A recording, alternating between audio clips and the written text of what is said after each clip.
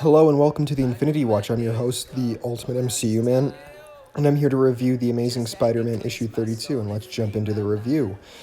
The issue seems to start off with Miguel O'Hara crashing into an oil rig and pretty much costing Roxxon dozens of dollars, dozens, millions of dollars, whatever, as he's on this operating table and they're discussing what they should do with him as they pretty much just come up with an idea just to pick his brain apart and discover these gooey little secrets. While that's going on, we find Peter kind of reminiscing or just thinking about like everything that's been going on recently, kind of recapping what's going on in his life. Mary Jane's off at her own little adventure, and Kingpin's in charge of New York City.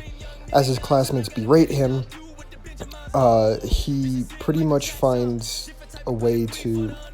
After which, Peter pretty much comes up with a good idea that wins his classmates over, only for Teresa to pull the fire escape alarm, and Peter and Teresa pretty much find that the Chameleon is trying to sell the Infinity Formula to the Foreigner, an old-time Spider-Man villain responsible for killing Ned Leeds.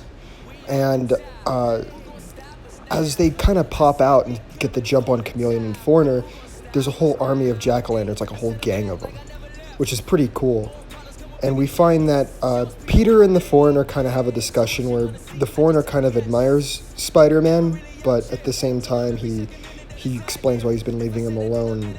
And the two then proceed to get into fisticuffs, but is then interrupted by the Silver Sable, which is one of the coolest panels around, and it's really nice to see her around.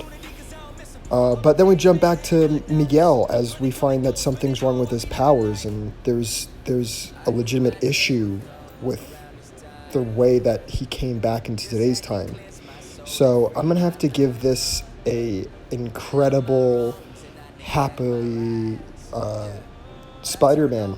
That's my review for this, and I hope you guys come back, like, subscribe, do all that jazz. Thank you guys for tuning in. Peace.